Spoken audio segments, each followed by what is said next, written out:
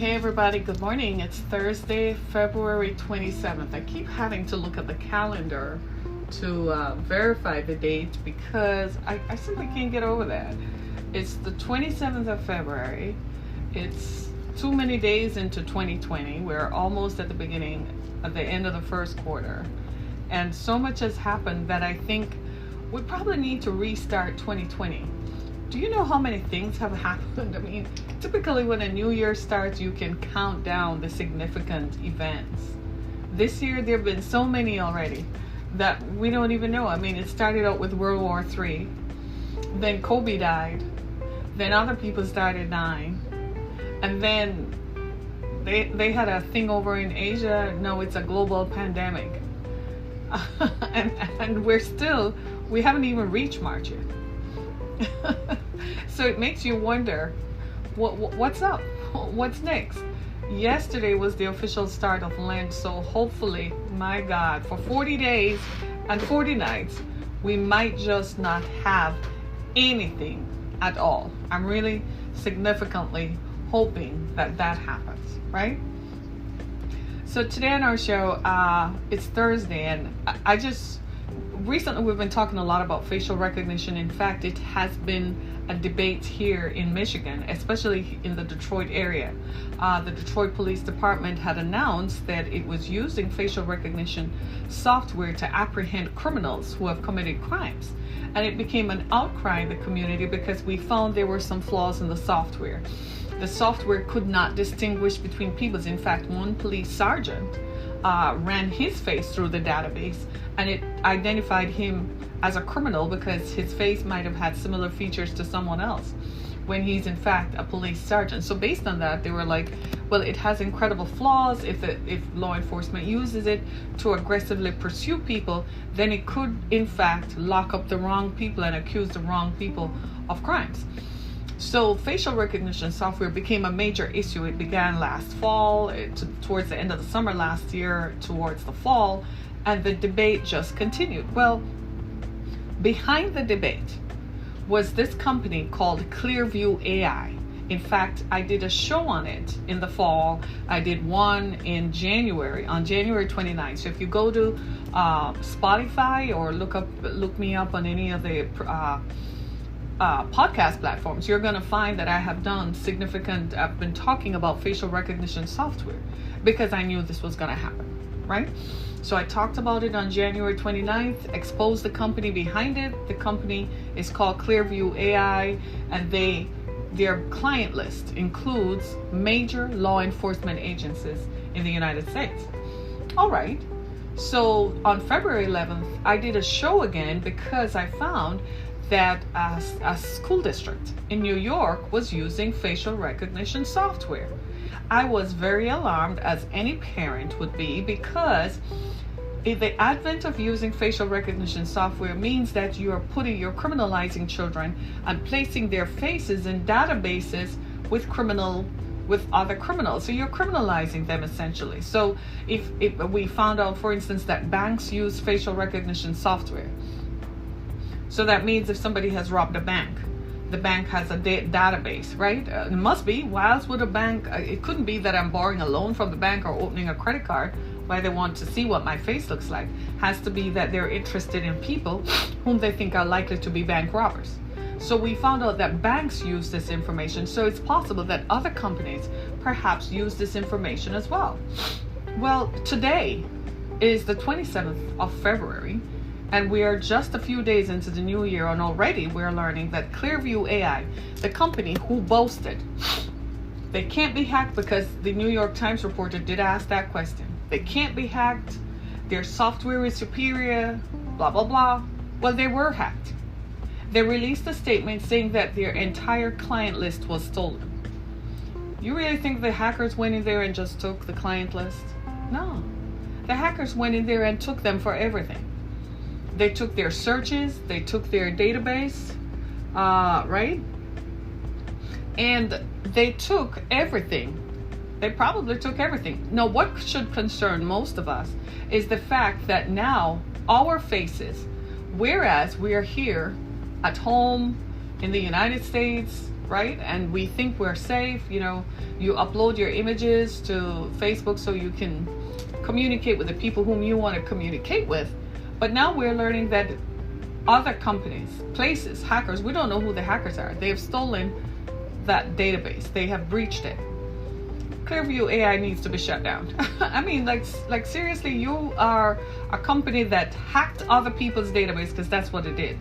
In fact, what happened was Facebook, Twitter, YouTube, and Google issued cease and desist orders, because what they did was they became a user on these platforms and garnered people's information. So all our photos, right, put it in their database, and had the nerve to strut around Manhattan like they're something big, and they are the next great thing that is going to drop on the moon or something, not knowing that hackers were just sitting there and waiting. On the 29th of January and on the 11th of February, I predicted that this was going to happen. I don't know how anyone couldn't see that. I was alarmed that law enforcement would in fact trust a third party who has not been verified. They haven't been verified. They haven't been in business long enough to be verified for them to be described as a military contractor. Typically, companies who do business with the military do business exclusively with the military. So they're not a military contractor. They're just some third-party startup, just some independent company who wants to make money off other people's distress. One of the founders of the company is a former associate of Rudy Giuliani. I don't know that I would want to do business with those people or want them to have access to my photos, but they already did. They stole people's photos from Facebook, and so maybe everybody should do a class action lawsuit against them, because it's unauthorized. I didn't give you permission, but I don't know how that would play out legally, because it's kind of like if you put your image on Facebook, Twitter, YouTube, and Google, it's kind of like you have given other people permission to retrieve your image. But then I could argue I didn't give you permission exclusively to use it to put in a database. You can view my image, but you can't use it or take a screenshot and use it. And I'm pretty sure that's written in there somewhere, right? And so here we are. We find now that Clearview AI has in fact been hacked. And I want to give you some stats around it, because it should be of concern to all of us. You know, even if I were to change my settings on Twitter or YouTube to make my account private or to delete my images, it doesn't matter. We already know that, right? So even if you delete, once you post an image, there is no such thing as that image is deleted. So even if you delete it from your Facebook profile, so someone just viewing your profile won't be able to see it, it doesn't mean that it is completely deleted. It's kind of like your computer, right? If you press delete on something, that doesn't mean it's completely gone. It's written in the code somewhere. You just might not know how to retrieve it, but someone who is familiar with computers will know how. Well, that's the premise on which Clearview AI is based. They know that the minute all of us became aware, some of us would actually go to our profiles or social media profiles and make our accounts private, right? And delete our images, but it's too late. It would have been too late. But it's kind of like being too smart for your own good, and kind of like you strut too much without even testing your own software. So you don't have the right firewalls around your own software, but you are hacking other people's software, Facebook, Twitter, and Google, to retrieve people's images. But you didn't put any firewalls around yours to prevent unauthorized users. Here's their statement. They said an authorized user accessed their network and stole their client list, right? But they patched it, and they are working to strengthen security. And I'm like, isn't that a little too late? You're working to strengthen security after the fact. After you took my photo with my image, after you took all my images, put them in a database, then and someone stole that database. Now you're going to tell me that you are working to strengthen security and that you have patched the breach? It's the biggest joke ever. This company was also about to make themselves so big. They were going to launch an IPO. They were so sure they were going to be successful. And the hackers did it. I don't know who did, but I kind of want to hand it to the hackers, because I'm like, stop them in their tracks. But what concerns me is the hidden thing behind this. What really concerns me is, guess what? That law enforcement had used Clearview AI, which means that your history. So law enforcement has a history. They search you. They use facial recognition software to see if my face matches the face of someone who did something. And that history is stored in Clearview AI servers. Now, they claim that's not true, but we all know that that's not how stuff works. They claim that their servers were not accessed. Then how did they steal your entire client list if they didn't get into your servers first? I just want to know. I thought that's how it worked. I could be wrong. They just got it out of the cloud so they could get to your cloud too. Hello. Somebody doesn't make sense. And you're all shaking your heads like this is all beyond me. Yeah, to the layman, to us, it is a little bit beyond us, because we're like, seriously? So what happens, all of this goes back to a 1996 law, really, when the internet first became proliferous. You know, the way the laws are written about telegraph, because that's what the electronic wiring laws are based on, is telegraph, the transmission of electronic transmissions. Those laws are dated and did not foresee that there would come a time when we would have these kinds of media. So the laws need to be updated. So in 1996, they attempted to update the laws, and it kind of literally gave social media companies the run over us. It gave them license, literally, to do whatever they want with the public. I guess at the time, the framers of the law did not include users, because in 1996, we probably couldn't foresee a day and time when all of your business would be on Facebook. Anybody been on Facebook lately? I mean, people take to Facebook to post how many times they eat per day, right? People take to Facebook to update their status and post about what they do. Forget Instagram and Snapchat, right? On Instagram, people post what they look like without clothes on, right? I did not say that for you to go on Instagram to look up naked people, right? But it is the truth. So I guess in 1996, we couldn't imagine living our lives out loud to the extent where we invited people we don't know to come and view our lives. So the framers of the law did not expand their horizons to include what we would refer to as present day mechanics. But yet, here we are. We are in fact in a dilemma. And the dilemma we're in is, what gives? And you and I are sitting there like completely flustered and completely like, this is way beyond my bandwidth. And even as we try to expand our bandwidth to figure out, how do you work with this new reality? The fact of the matter is that it's beyond us. This is what artificial intelligence framers have been saying for some time, that artificial intelligence is much faster and more advanced than we recognize it to be. By the time you figure it out, it's like 20 years into the future. I read something recently that says they are developing robots that are going to replace people in a restaurant. They're gonna figure that one out first. So you go to a restaurant and the robot is going to come, and the robot will be cooking, and the robot will be serving and washing the dishes in the restaurant and cleaning up. So what are those robots going to look like? Do you think the robot is going to look like you remember iRobot with what's his name, with Will Smith? No, the robot is going to look like people. The robot is going to have familiar human faces to make it somewhat less mechanical, the dining experience less mechanical and less mechanized. Yeah, that's a word, mechanized, right? So that's the design behind it. I have already, a few years ago, in terms of healthcare, they have already begun using robots to perform certain surgeries. A few years ago, I was in a seminar somewhere, and I saw where a robot, they presented it, where a robot was performing a hysterectomy on a patient, and the doctors were standing behind the wall watching. This was not on TV. I actually saw this.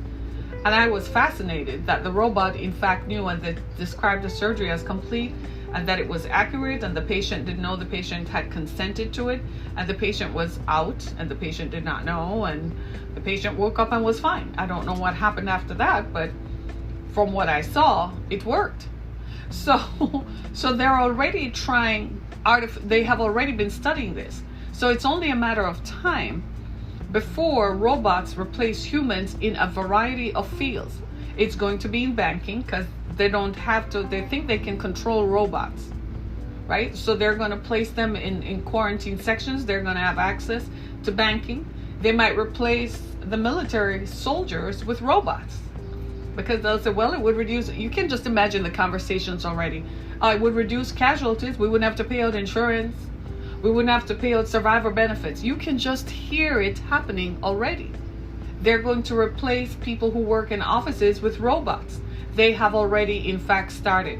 As a matter of fact, the biggest scare right now is on the stock exchange in New York, where they are replacing artificial intelligence with people. So they are now finding that artificial intelligence can actually make better predictions about how the market will go than people.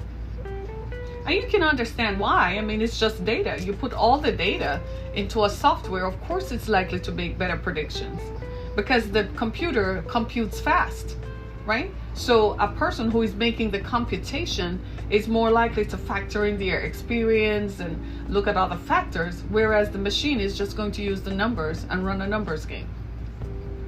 So already people who work on the stock exchange who earn in excess of maybe $160,000 a year, they're already, some of them are going to be cut.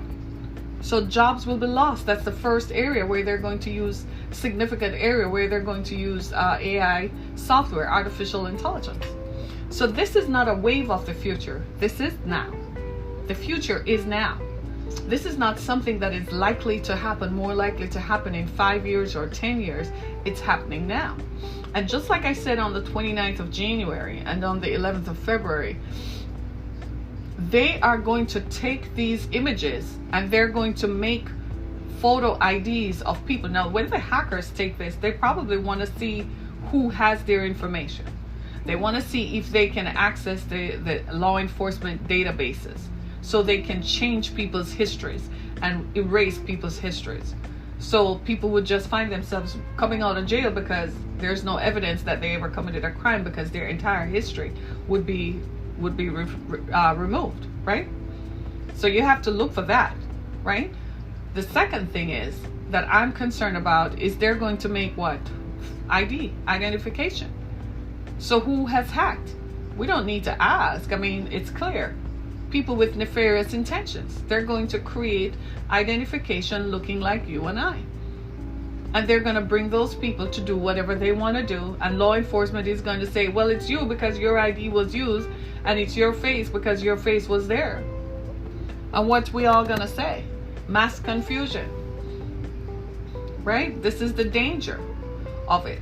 It's much like when the internet first started. You remember we used to say that I'm not so sure, I don't want all my information out there, so it has its good and its bad. But the good overwhelmed the bad, so we kind of went along with it and said, oh, it's nice to keep in touch with people you haven't seen in a while, keep in touch with family members. You can post pictures of little Johnny and little Ashley going to school for the first time, and if they can't come to the wedding, so we thought it was pretty cool, and to reconnect with people we haven't seen in a while, family members and so on. But it kind of got a little steep, because we still were kind of holding our breath, waiting for the axe to fall. Well, this is the axe. Artificial intelligence is the axe. Now, let me tell you what else I've learned about this. Clearview AI retrieved 3 billion photos. And here's the thing. They promised not to sell it to Russia, China, or Iran.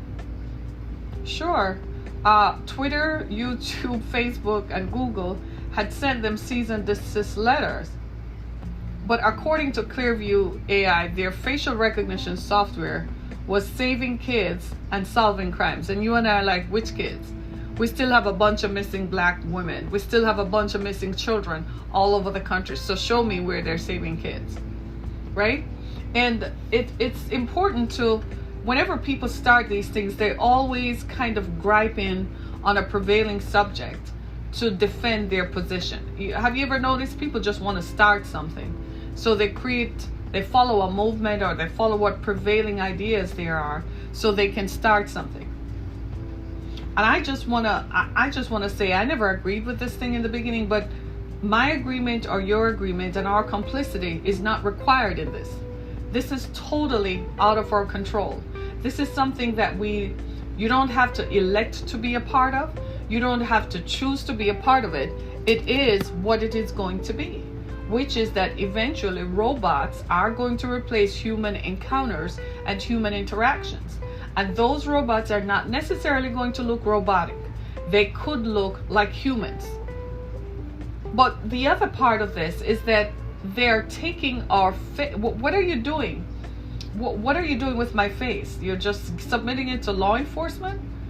And you're like, but law enforcement already has access to Facebook.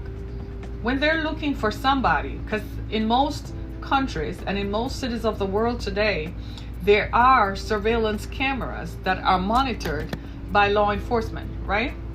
The city of London has a whole CCTV network, right? There are cameras everywhere. So if there's a police chase, in real time they can tell the officers where the car is. We've seen that because they're watching. They don't have to have a helicopter in the sky. They're watching from behind the screen. So everywhere in the world has adopted that. So there are cameras everywhere. These cameras were designed to use to fight crime, because crime is, it seems like we can't get a handle on crime no matter where you are in the world. Violent crime is on the uptick everywhere. It's not just here in the US. It's not just some cities in the US. It's just everywhere.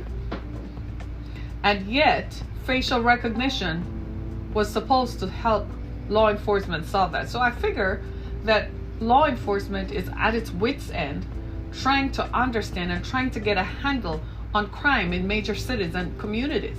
It's distressing because they can't seem to control it. So of course, someone peddling anything, it's going to sound like a Hail Mary. It's going to sound like this is the next Magna Carta. This is going to solve, I'm serious, this is the next Magna Carta. It's going to solve all the world's problems. It's going to solve all the community's problems. But that's not it. This software was not perfected prior to its distribution to law enforcement networks. It was not perfected. It hadn't been tried. And that was my issue from the beginning. I felt like if you did it, somebody else is going to do it and replicate it, and they can hack into it and retrieve the data. And here it is. So your search history, if law enforcement, if you're driving on the street or you have some kind of encounter with law enforcement, your search history is there. And we don't know how it is used because they're never going to tell us. So there you are going about your business, and somebody says, yeah, I saw a guy walk down the street with a girl, and the girl looked like this, right? So they go into their facial recognition software, take a picture and put up with it and say, oh, it was Harriet Kamak, it was she. And I've been sitting at home and people knocking down my door, and I'm like, huh? Probably have my bonnet on, my lounge clothes on, looking like, are you kidding me? I've been here all day. Well, we have information to prove that you were there when it wasn't me. Because we all tend to look alike, right? We're humans. We tend to look alike. And the facial recognition software was so incredibly flawed that when it was designed, it was only designed, I don't know who this guy was. His name is Hoon Ton That, right? When it was designed, it was only designed, the art was only perfected on white faces. Everybody else, black and brown people, everybody looked alike. And you were like, are you nuts? So law enforcement, when it was first brought out that it's recognized, it lumped everybody else together. They were like, no one had perfected it. It hadn't been tested and tried. But yet you unleashed it on the public. And now all this data that this software has gleaned is compromised, and somebody else has the keys to it. We don't know who. We don't know. There's so many people hacking today. Russia's biggest industry is hacking. Russia spends billions of dollars perfecting the art of hacking. That's all they do. Every laptop we have is built in China, so China has a chip to see what the hell else we're doing. Even the laptops the government uses were made in China. Does that make sense? The laptop the government uses was made in China, and you are like, seriously, was anyone thinking about the extent to which we have been compromised already? So you can put up all the firewalls you want. It's already built into their database. It's already built into the equipment, the hardware. What happens is most of us are end users of these products, you and I. So we're on this side. This is not our job. We don't think about this. Not because we're not smart, but because it's not required of us. We are the end user. The people who design these software, that's their problem. That's what they're supposed to do. They're supposed to sit and anticipate how this works. How will it work? What are the likely effects? But it seems like they forgot that, because nobody could have foreseen that this was coming down the pike. I don't know, but I knew it would happen. It was too likely not to happen. Can you just imagine? A few years ago on Twitter, you remember the group Anonymous? They've gone dark now. You don't see them much on Twitter, right? You remember them? They used to hack people all the time. They announced it broadly who they were, right? So they said they could hack into anybody's computer anywhere, anytime. I believe them, because that's all they sit in a room and do all day. They can.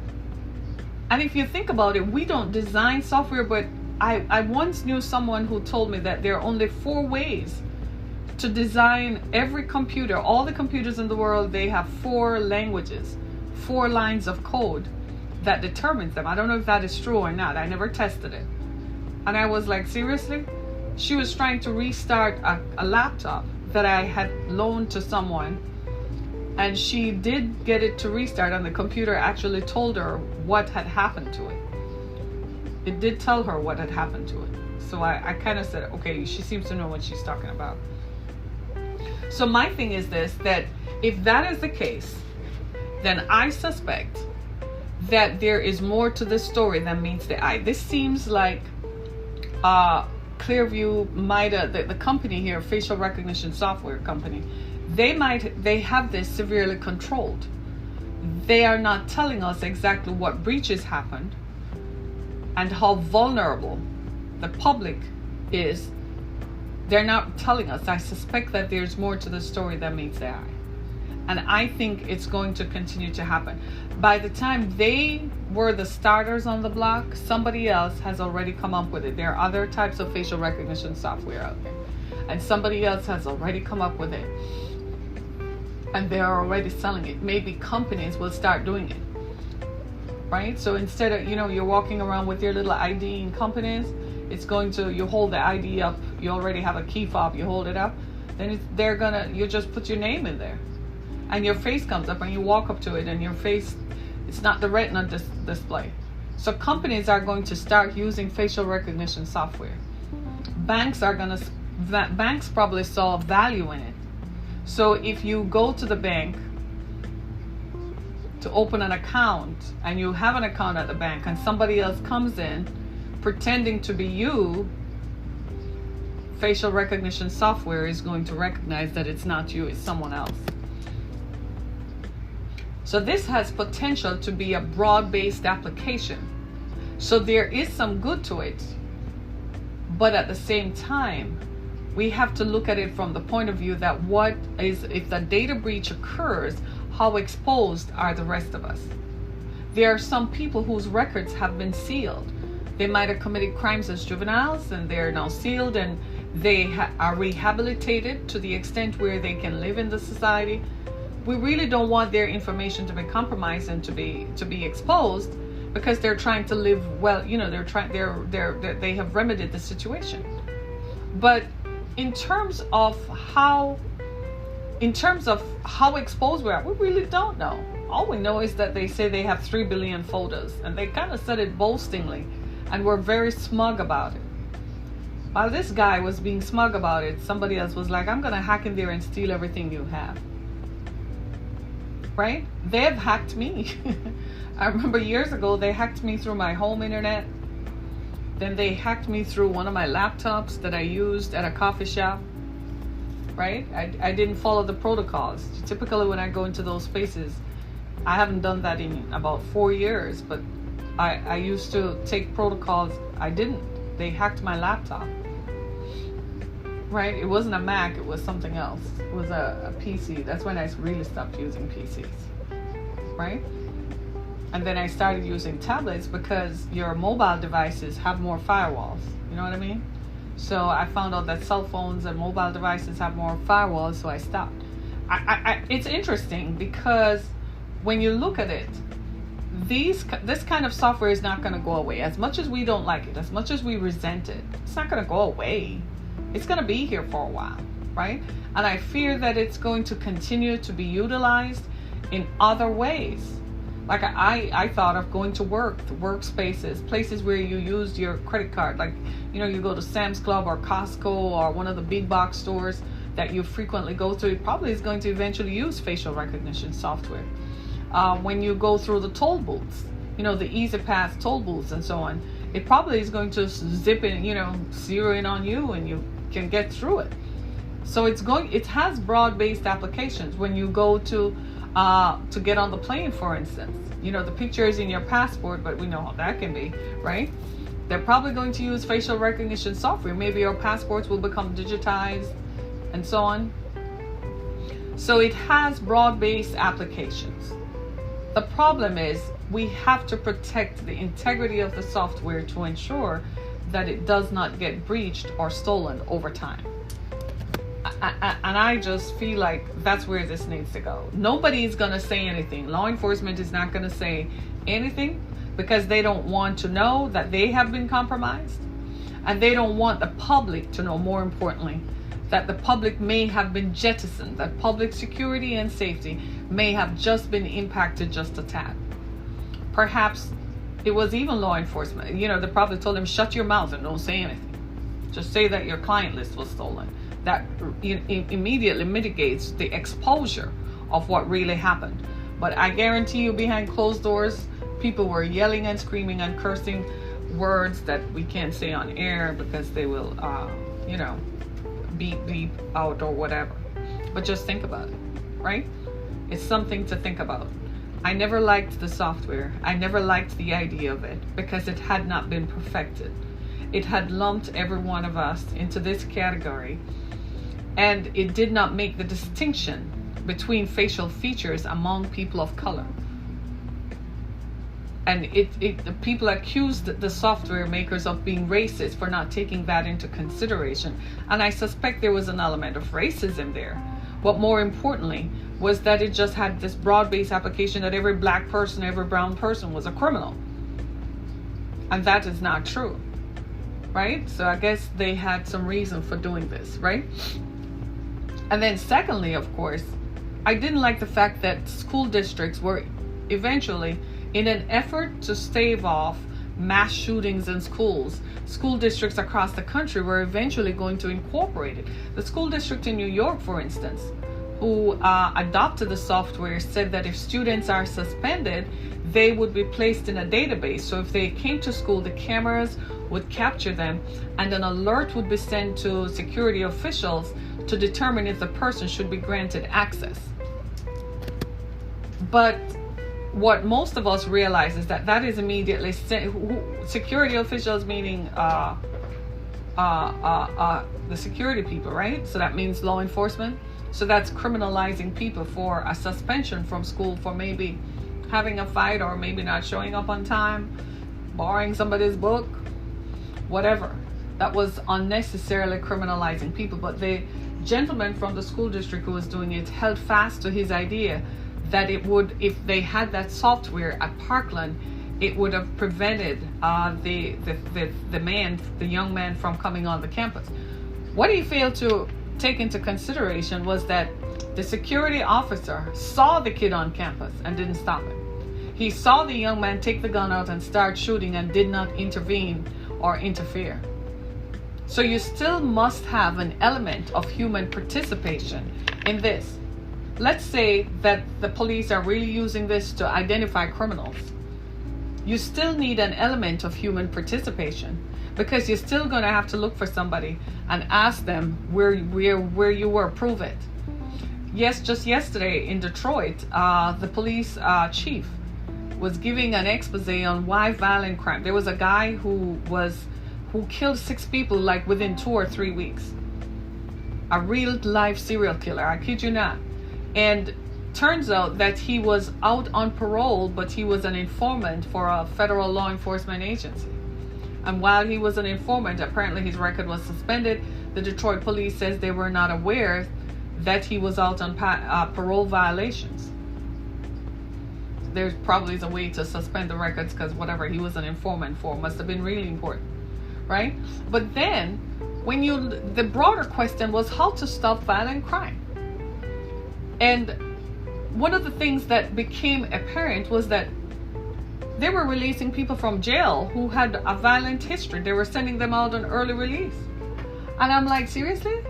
You're sending out people on early release who have a violent past? You're sending them back out into the public?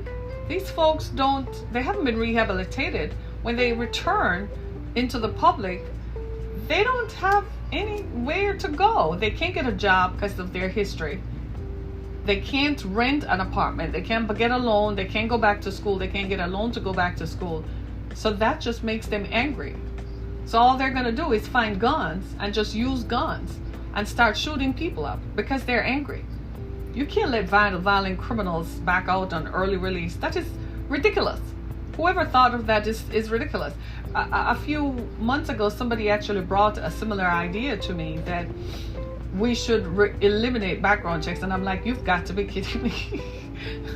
I'm like, seriously? I said, my ex-husband is someone I wouldn't want nowhere near me. You cannot eliminate background checks. And they had not looked at it from that perspective. So within the context that law enforcement is using this to fight crime, you have to wonder how effective is it. They didn't run case studies on it. That was the thing. You're just taking this software and nobody has any data on it. Nobody has any case studies to see how effective it has been, that it is used in other applications, and that it has worked effectively. If they could provide us with the data that it has in fact been done, then maybe we would have been convinced that this was not a tool that is just going to jeopardize people's lives. But they didn't incorporate that. They didn't show it. They just got the software and said, oh, granddaddy, here we come. This can work. No, just no. Just know that no, it's not working for us, right? I gotta go, folks. I gotta wrap this up. So I am not gloating. This is not something for me to gloat about. I'm not happy about it. But I knew this was going to happen because I felt that they had not done enough testing on the software.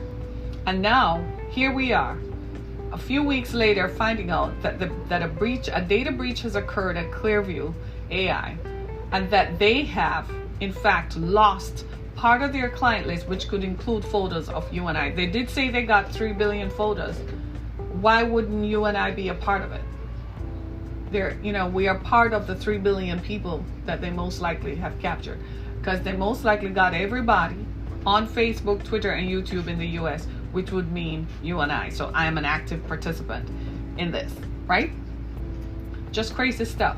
Remember to join me on my show tomorrow as we continue our discussions on the issues that matter. As usual, go to my website, harrietkamick.com, to see what we talk about and view our previous podcasts on Spotify, Apple Podcasts, and Google Podcasts. I draw your attention to the podcast that took place on January 29th, in which we first talked about facial recognition as a software, and on February 11th about a school district in New York that had in fact chosen to use facial recognition software and employ it as part of their crime stopping mechanism. Facial recognition software is a broad-based application that law enforcement agencies believe is going to help them in their fight to end crime and to stop crime. We hope that that is true, but at the same time, we know that there are some difficulties and that there are some other mechanisms attached to it. There are always people who are ready to tear down something good. So they may have gone into this with good intentions, but they didn't protect their firewalls, right? So is this a call to action for you to go delete your photos? It's too late. The horse has already gone through the gate. while we were asleep. They had already done that. So changing your settings on your Facebook or your social media accounts to private is not going to stop anybody from having access to it. If you're logging into someone's server, know that anytime you log into someone's server, your information is subject to being compromised. It is what it is, right? Thanks so much, everybody. It's Friday. It's Thursday. I wish it were Friday. You can tell. It snowed yesterday. They thought it was going to be snow apocalypse, but it didn't happen. But we have ice left over. It's been the craziest, weirdest ride of a winter.